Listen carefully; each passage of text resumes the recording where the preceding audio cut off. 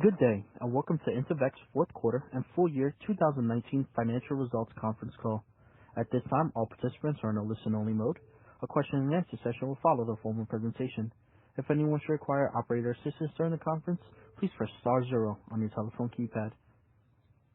Please note that this conference is being recorded today, January 29th, 2020. At this time, I would like to turn the call over to Claire McAdams, Investor Relations of Intevac. Please go ahead. Thank you, and good afternoon, everyone. Thank you for joining us today to discuss Intevac's financial results for the fourth quarter and full year 2019, which ended on December 28th. In addition to discussing the company's recent results, we will provide financial guidance for the first quarter of 2020 and our outlook looking forward. Joining me on today's call are Wendell Blonigan, President and Chief Executive Officer, and Jim Moniz, Chief Financial Officer.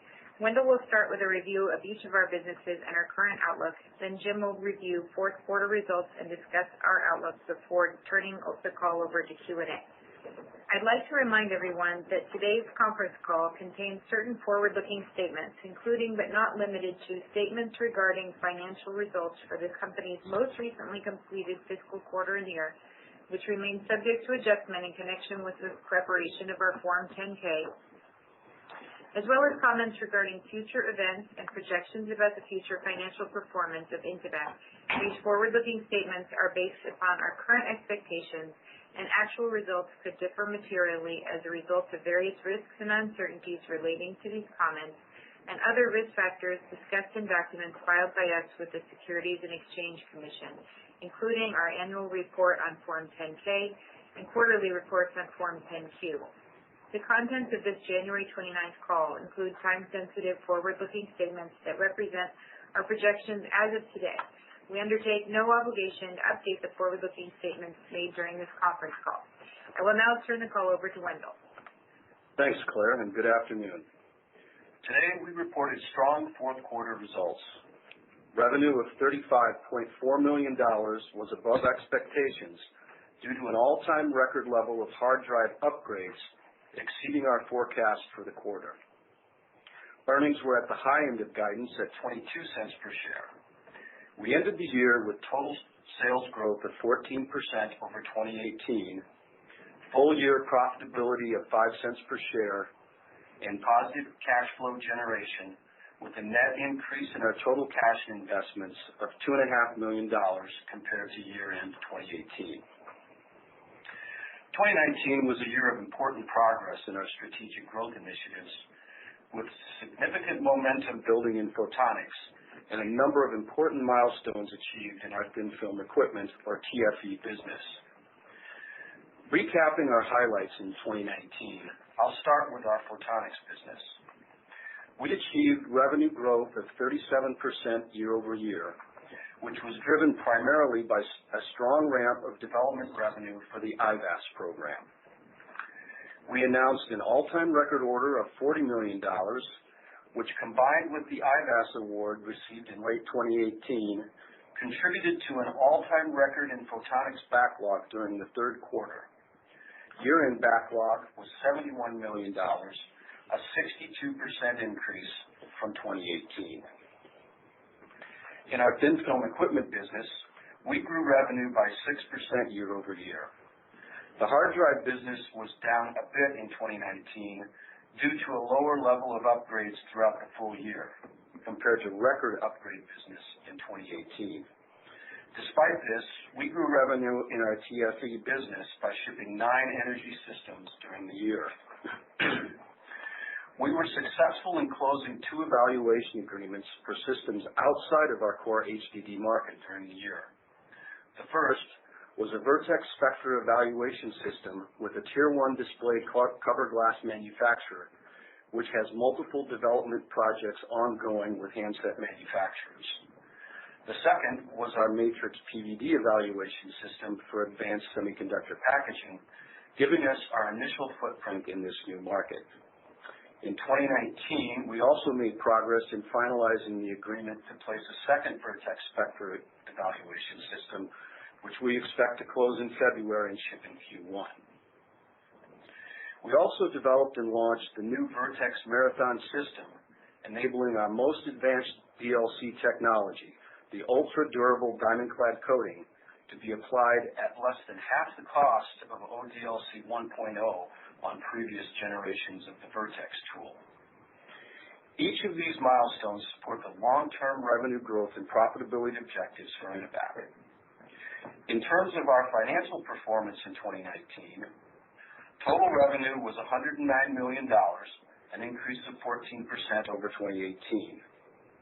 Gross profit increased 25% year over year, with improved gross margin in both our TFE and photonics businesses. With R&D and SG&A expenses held flat, operating income grew to $4 million. We achieved our objectives to return to profitability, with full-year earnings exceeding guidance at 5 cents per share. We generated positive cash flow from operations of approximately $5 million for the year, and also achieved our objective to add to our cash position, and ended 2019 with over $40 million of total cash and investments. These highlights, among other strategic internal activity, display the successful accomplishments achieved in the important year of growth in 2019. I'll now turn to an update on each of our businesses. First, starting with photonics. In Q4, we reported the highest level of revenue in the last 5 years, largely due to the IVAC program. This program has ramped quickly in 2019 and sequential growth in revenue each quarter. The IVAC contract is for the development and delivery of the initial lot of digital night vision camera modules for IVAC system-level development and qualification. We will begin to ship cameras late this year, and given changes in the scope of the IVAC program, we will continue to ship through the first half of next year. If successful, the projected volumes of night vision camera modules beyond this initial development contract to be fielded to the dismounted soldiers would be in the hundreds of thousands of units. Given our forecast for steady revenue flow from the IVAC program, and now full-rate production of cameras for the Joint Strike Fighter program, we expect quarterly photonics revenue will fluctuate around the Q4 level throughout 2020. We continue to announce incremental awards that will build upon our photonics backlog, which provides multi-year visibility for continued strong growth and profitability. 2 of these awards were announced earlier this month, one for the Delta I goggle program for Special Ops, and 1 LiDAR camera contract for Northrop Grumman. In addition, we anticipate participating in the Navy's Enhanced Visual Acuity program, or EVA, which we expect to award late Q1. With regard to our ongoing technology advancement efforts, we have completed the initial ICE-19 sensor design and performance qualifications, and are now finishing our first ICE-19-based cameras for night vision labs. Supported by the government, we now have successfully met the design specifications required to take digital night vision to its next level of performance, including enhanced frame rate capability and higher dynamic range. We are currently building the ICE-19 sensors in small quantities in support of several programs that will be the launch vehicles for the ICE-19. We have multiple ICE-19 cameras in backlog to support not only new programs such as IVAC, Delta I, and EVA, but upgrade programs for the F-35 Joint Strike Fighter as well. The record $40 million order received last year, combined with the recently announced contract awards, have built a strong foundation for our future growth. We have multi-year visibility for our manufacturing operations and continued validation of our digital night vision technology. Our confidence has increased for another year of strong growth for photonics in 2020, with revenue currently expected to be up 20 to 25% year over year. Turning now to our thin film equipment division, starting first with our HDD business. 2019 hard drive unit demand ended on a positive, with continued demand from the nearline segment driving a significant increase in the tie ratio, or average number of disks per drive, to around 2.5 with forecasts to accelerate to over 3 in 2020. Our hard drive customers are running our tools at very high utilization rates while completing a record amount of tool upgrades during the seasonally busy Q4. Our visibility for upgrade levels in 2020, however, remains somewhat limited. We currently have 200 leans in backlog. On our last call, we reported these tools were scheduled to ship in July 2020.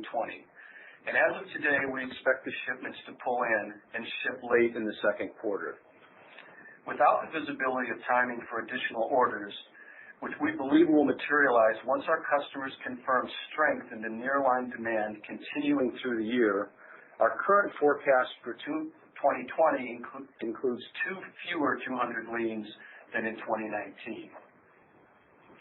As a reminder, the 4 tools shipped in 2019 and the 2 scheduled for 2020 are adding to the industry's installed media capacity. We continue to believe that the hard drive industry could max out its media capacity by the end of the year, which will require additional 200 lean orders. We do not have the visibility from our customers at this time, however, to anticipate whether any additional 200 leans will need to be shipped for capacity during this calendar year.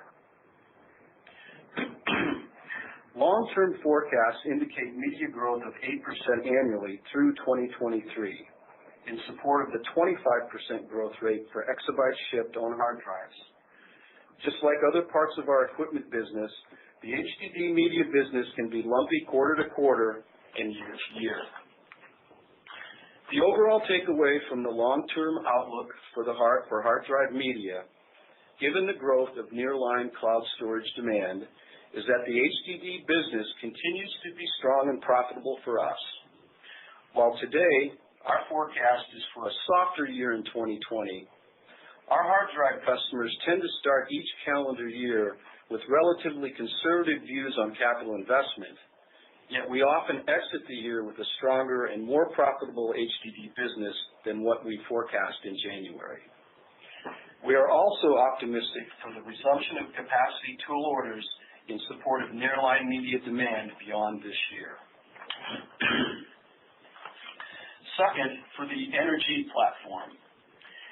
In our solar cell ion implant business, we continue to have confidence in the future potential for the energy product line. Last year, our customers accelerated their delivery schedule of the tools in backlog, and 9 tools were recognized in 2019 revenue, totaling around $15 million. We continue to discuss the need for additional tools for 2020 in support of a multi-gigawatt capacity expansion in China, which would utilize ion beam doping. Just as in other areas of our equipment business, these additional tools are also moving pieces, and we will need to get the new expansion in China to launch in order to regrow our energy backlog. We believe, however, we do have the potential to see new orders during the first half of 2020, and that our business with this solar customer this year could be similar revenue-wise to 2019. We'll keep you updated on orders and changes to our forecast as we progress through the year. Third, for the Matrix platform. The Matrix to date has been serving the high-efficiency solar cell manufacturing market and now advanced semiconductor packaging. In Q4, we completed the build, test, and installation of our first Matrix PVD evaluation system for fan-out panel-level packaging with a leading OSAT or outsourced semiconductor assembly and test provider. The Matrix PVD system is beginning evaluation and qualifications at their R&D facility and is designed to lower the cost of advanced semiconductor packaging architectures. These architectures enable smaller package footprints for mobile devices, as well as improved thermal and electrical performance as compared to conventional packages. With 2020 expected to be a qualification year, our current forecast does not include Matrix revenue closing in the year. We believe the Matrix will become part of our growth story starting in 2021. And finally, I'll conclude with our progress in expanding our current footprint in the display cover panel market.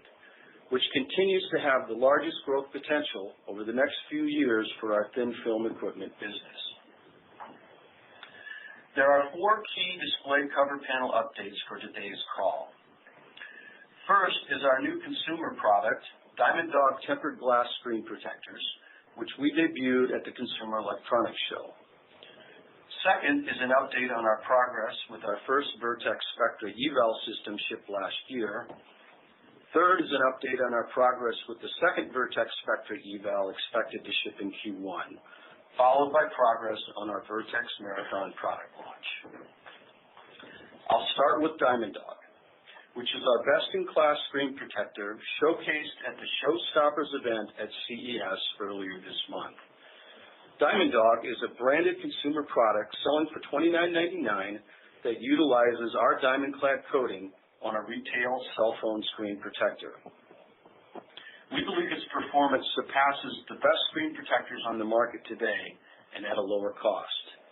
Its sapphire-like protection against scratches, abrasion, and breakage is several times better than competing products.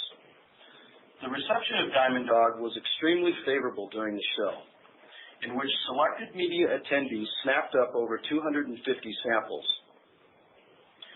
We invited attendees to try and scratch our screen protectors, which they could not. We also participated in multiple one-on-one media interviews, along with film demonstrations, which are now currently releasing on the web. We are encouraged by the traffic and pre-orders on our website, mydiamonddog.com, and we expect to start shipping in volume beginning in March. In addition to our website, Diamond Dog screen protectors will be available for pre-order on Amazon in late February. The primary objective behind this direct-to-consumer launch is to create industry and customer awareness of our diamond-clad coatings capability, to accelerate diamond-clad demo activity on our eval tools, and drive demand for Vertex Marathon systems. So while the focus is generating tool sales, there is, however, a large and lucrative market for high-end screen protectors of around $300 million annually, and from our testing, Diamond Dog is a superior product. We look forward to keeping you up to date on the consumer response and handset maker traction resulting from the Diamond Dog product launch. Next, an update on our first major eval program with a Tier 1 display cover glass manufacturer. The customer pull generated by our strategy to engage with top 5 handset makers resulted in the delivery of our first evaluation system with a major display cover glass manufacturer in 2019.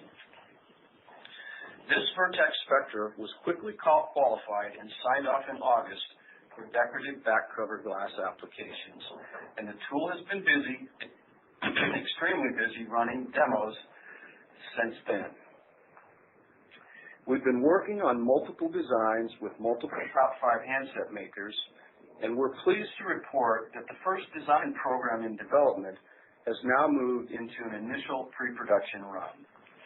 If this run is successful and the handset maker moves to full production with this design, it presents a follow-on order opportunity for our recently announced Vertex Marathon system. We still have a ways to go, and customer adoption can be unpredictable, as we've experienced in the past, but the interest level for decorative patterning applications, the multiple projects underway, and this initial pre-production run are all very encouraging.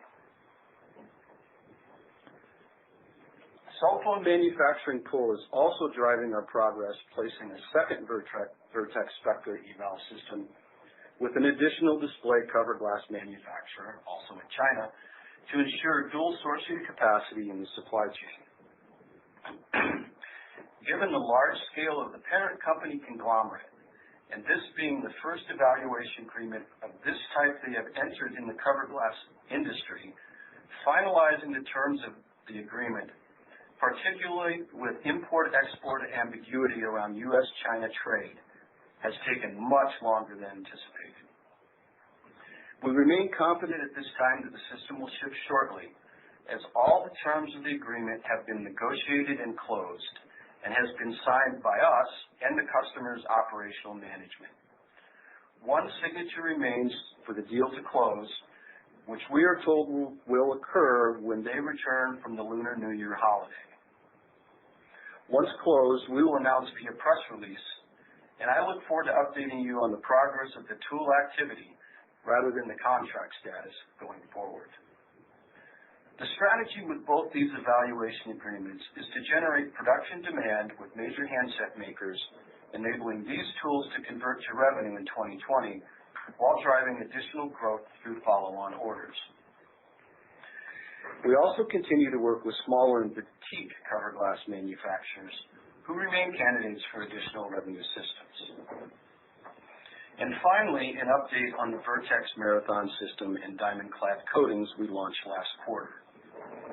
Both the Vertex Marathon system and diamond clad films were the result of our internal development programs to push the performance envelope of our protected coatings to approach that of sapphire, and also dramatically reduce the cost of depositing the coatings on cover glass. Diamond clad is a proprietary multi-step process that performs similar to sapphire in scratch testing at the Mohs age standard, and is far superior to industry standard glass with anti-fingerprint or AF coatings, which scratch at a Mohs 5 level. At the same time, we have also reduced the cost of applying this multi-layer technology through the launch of a new platform architecture for our technology, the Vertex Marathon. In addition to diamond-clad deposition, the Marathon system can be optimized to deposit hard anti-reflective and decorative coatings, as well as unique patterning applications utilizing our ion beam sources. Because the Vertex Marathon tool is scalable, all or any combination of Vertex technologies can be accommodated on a single tool. In addition, we've introduced the Vertex Marathon system to the customers we are engaged with in eval programs so they can predict high volume production costs. We expect that the Vertex Marathon tool will be the volume production workhorse, and the Vertex Spectra will be primarily used in R&D for development activity. Both platforms are available for purchase at this time. Our in-house Vertex Marathon system has been installed in our clean room, is operational and running diamond-clad process as we speak. We began providing samples to select cover glass and cell phone manufacturers last quarter for testing, and that activity is ongoing. We continue to be encouraged how our evaluation projects are progressing and are excited with the introduction of Diamond Dog, Diamond Clad, and the Vertex Marathon into the market. The activity around the Vertex system remains key programs in our company, and I will continue to update you on our progress each quarter. So, in summary, in 2019, we completed the development of our next-generation night vision technology while achieving strong growth in orders and backlog in photonics, and achieved critical milestones for our corporate growth initiatives in thin-film equipment. As we move into 2020, we continue to manage a number of moving pieces in our business, particularly in our thin-film equipment group. These pieces can be positively or negatively impacted not only by current industry climates, but by the global trade and macroeconomic environment as well. In addition to economic and trade uncertainties, we are closely monitoring the recent outbreak of coronavirus and any possible impact to our business plans. Many of our equipment customers are located or base their manufacturing and operations in China, and the resumption of normal business following Lunar New Year is indeterminate. Looking ahead at the full year 2020, first in photonics and military digital night vision, we have the backlog and the multi-year visibility to forecast strong growth ahead for 2020. We currently expect year-over-year growth in the range of 20 to 25%, which would be a historical record amount for the business. Second, in our hard drive, which we believe will be relatively stable and profitable for the foreseeable future, We expect to see some softening in 2020 based on lower tool sales. We are working to gain visibility on the upgrades and tool orders that can drive our forecast higher, but at this time we expect the softness in our hard drive business on a dollar basis to be roughly offset by the incremental revenue growth expected in photonics. Third, in solar, we're encouraged by discussions with our customers so far that 2020 could be another good year for shipments. Our current outlook is that sales of energy systems in 2020 will be comparable revenue-wise to the roughly $15 million recorded in 2019. In our newest market, advanced semiconductor packaging, we could begin to see a contribution to revenue in 2020, but it's more likely to be a component of our revenue growth story in 2021 and beyond. Therefore, as we drive for another year of growth in 2020, our current outlook for the combination of photonics, hard drive, and solar revenue is to be roughly similar to that of 2019, and the incremental business providing revenue growth in 2020 will be primarily enabled by Vertex system adoption. In the display cover panel market, our objective is to report meaningful revenue in 2020. However, it's too early to provide a range. We are excited about our new diamond-clad protective coating, and in the coming months, we look forward to achieving market adoption of this higher performance and lower costing coating enabled by the Vertex Marathon platform. We believe our two strategic evaluation placements have significant potential for success, which can drive Vertex Marathon system orders this year. It is our objective to deliver another year of growth and profitability for the company in 2020. While continuing to execute on our strategic initiatives. We also intend to keep our cash levels above the $40 million threshold we established in 2018. And finally, as a reminder of our comments last quarter, we continue to expect 2020 to be a heavily back-half-weighted year. I'll now turn the call over to Jim to discuss the details of our recent financial results and our outlook so far in 2020. Jim? Thank you, Wendell. Turning to the fourth quarter results. Consolidated fourth quarter revenues totaled $35.4 million, above our guidance of $34 to $35 million.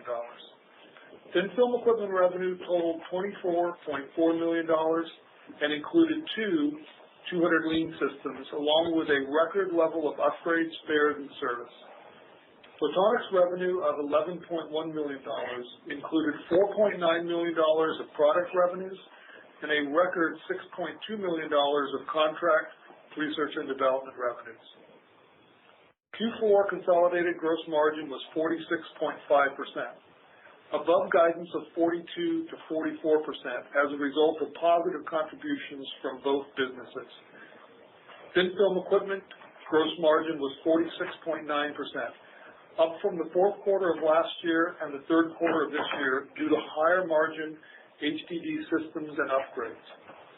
Photonics gross margin was 45.7%, up from last quarter and up from the fourth quarter of last year. The improvement was primarily driven by higher revenue, strong operational efficiencies, and favorable product mix. Q4 R&D and SG&A expenses were $9.2 million, at the low end of our guidance due to continued control on expenses and timing of engineering materials purchases. Q4 net income was $5.2 million, or 22 cents per diluted share, at the high end of our guidance, driven by better gross margin profit from both businesses.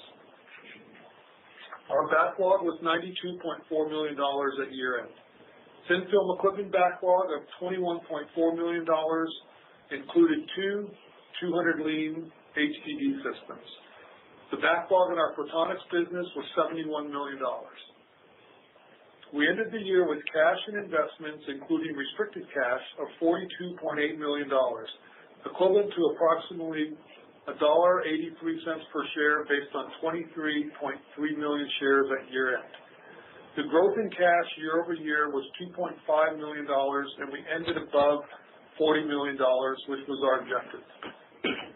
Cash flow generated by operations was $6.1 million during the quarter and $4.9 million for the year. Q4 capital expenditures were $828,000, and depreciation and amortization were $813,000 for the quarter. Now moving to Q1 2020 guidance. We are projecting consolidated revenues to be between $18 and $18.5 million. The Q1 projection includes lower HDD upgrades than the record Q4, no thin film equipment systems, and a similar photonics level as Q4. Current backlog includes two 200 leans scheduled for June. Additional systems and revenue for the remainder of 2020 will be dependent on new bookings. Given the lower Q1 revenues, which will affect factory utilization, and the change in revenue mix in both thin film equipment and photonics, we expect first quarter gross margin to be between 39% and 40%. Q1 operating expenses are expected to be between $10 and $10.5 million, slightly higher than our expected run rate for the full year due to the timing of investments in research and development, along with some typical seasonal increases. We expect quarterly OpEx to be around the $10 million level for the remainder of 2020. We expect interest income of around $200,000 and GAAP tax expense of about $400,000 in the quarter. We are projecting a net loss in the range of 12 to 14 cents per share based on 23.5 million shares outstanding. This completes the formal part of our presentation. Operator, we are ready for questions. Thank you. At this time, we will be conducting a question and answer session. If you would like to ask a question, please press star 1 on your telephone keypad. A confirmation tone will indicate your line is in the question queue. You may press star 2 if you would like to remove your question from the queue. For participants using speaker equipment, it may be necessary to pick up your handset before pressing the star key. One moment, please, while we poll for questions. Our first question comes from the line of Nehal Chokshi with Maxim Group. Please see with your question. Yeah, thank you. I want to focus in on the Diamond Dog here. You mentioned that it's a lower cost basis than competitors. So what's the driver of having a lower cost basis, given that I presume that there's at least an extra step in creating this diamond layer relative to the typical tempered glass? I think part of it is, and thanks for the question, Nehal. Part of it is our positioning in the market as a new entrant. I think there is a pure sapphire screen protector that can perform at a similar level, but it's 3 times the cost. So we wanted to be in a position that we still made, and I will say there's very healthy margin being made in this business, that we had a product that would outperform everything in the market at a cost that wouldn't scare people away. Understood. Okay. So just to be clear, when you say a lower cost basis, you were referring to a sapphire-based cover glass, or were you referring to a tempered glass cover glass? No, it's an actual sapphire cover glass. Gotcha. Understood. Okay. And then you did note that there is an attractive $300 million TAM for Diamond Dog, and then that definitely sounds about right, and perhaps a little bit small, actually. And you did mention that the purpose here is to drive equipment orders, not to capture that TAM. But given this TAM and given the attractive margin structure, do you think it's worthwhile to try to deploy capital to build a brand around this? We are definitely doing that, and I think we did spend some upfront money in our packaging and our websites and position it. And I think maybe to elaborate on the process of getting to where we were at, we certainly were doing lots and lots of testing with the diamond-clad coating, and we wanted to see how that stood up to what was in the market.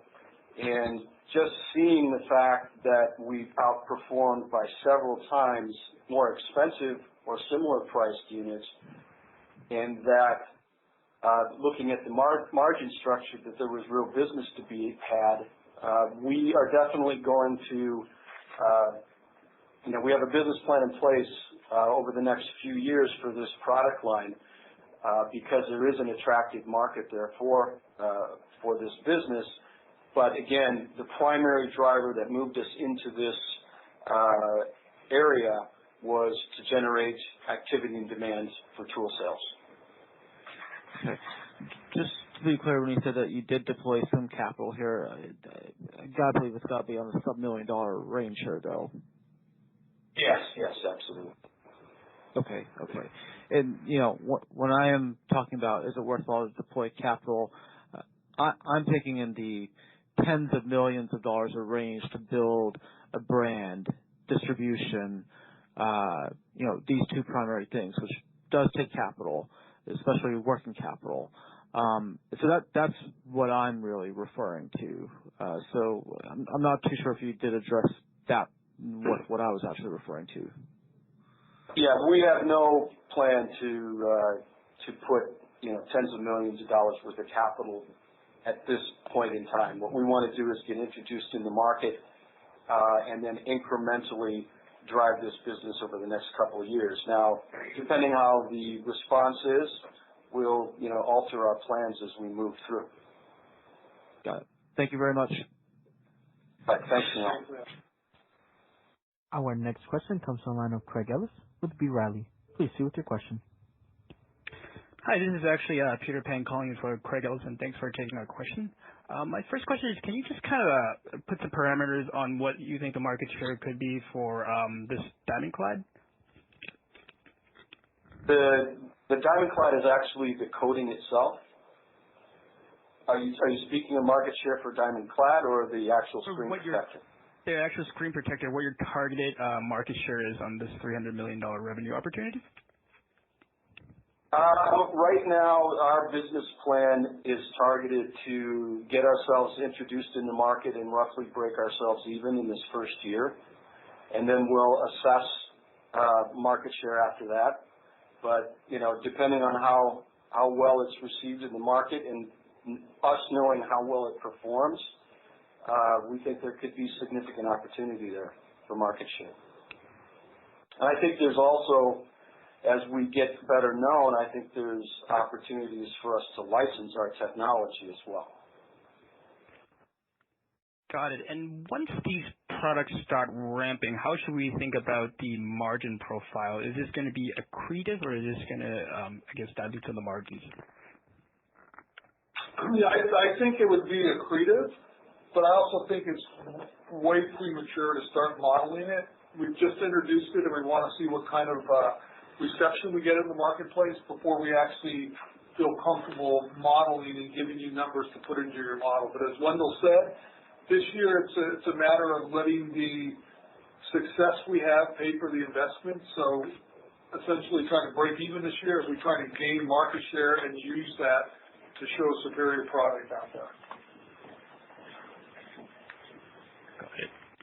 And then on just the Vertex customer and going your first to that tier one display maker, can you kind of talk about what the opportunity could be? I recall correctly, there was a fall in order for 4 additional tools in that period. I guess if you can just kind of quantify what this is relative to Truly. Is this kind of bigger or smaller? How should we think about that?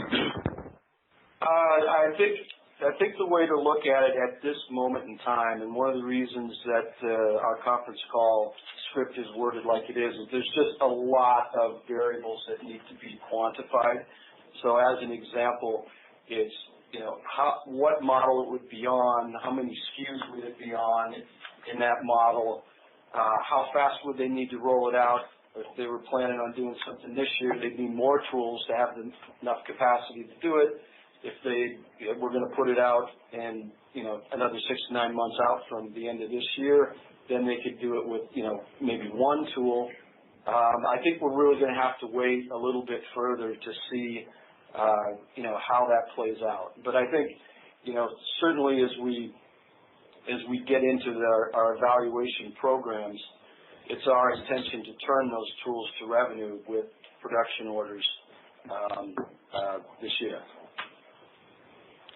Certainly the first one. The second one, now that we're in February, and if there's some delays that occur in getting the tool installed because of this pandemic in China, that might complicate things a little bit. But that's, again, we have to see what's really going to happen there as well, because it's kind of day to day in China. Okay.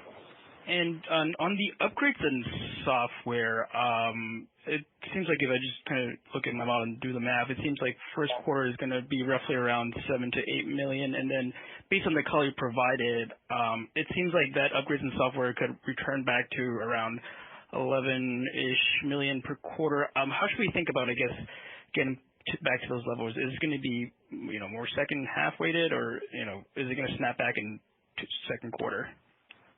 So you're absolutely correct. We did have record upgrade revenue in Q4 of 19, and the number you pointed out there, around $7 million or so, is what would be implied for Q1.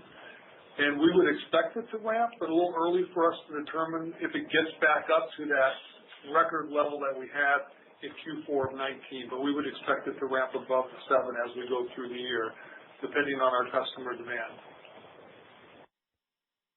Okay.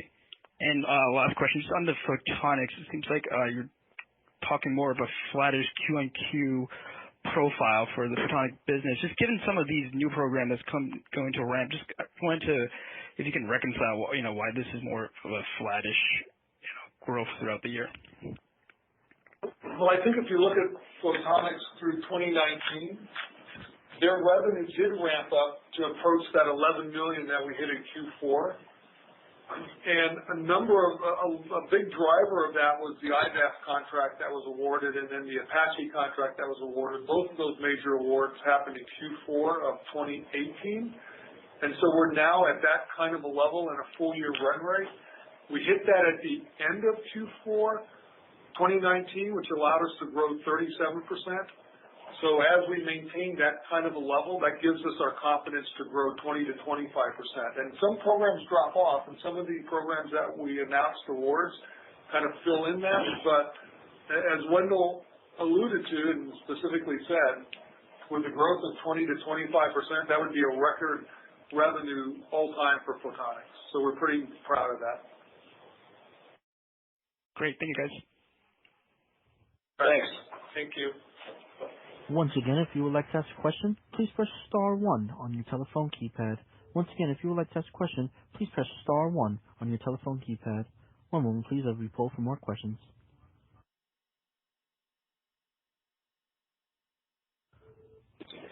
Since there are no further questions left in the queue at this time, I would like to turn the call back over to Mr. Blonigan for any closing remarks. Great. Thanks. So before I sign off, I'd like to thank the dedicated employees of Intevac all around the world for their tremendous effort and outcomes in 2019. I also want to thank our customers for their continued business and appreciated partnerships. And finally, I'd like to thank our stockholders for their continued support of Intevac. I thank all of you for joining us today, and we look forward to updating you again during our Q1 call in April. Until then, so long, and go Niners. This concludes today's teleconference. You may now disconnect your lines at this time. Thank you for your participation, and have a wonderful day.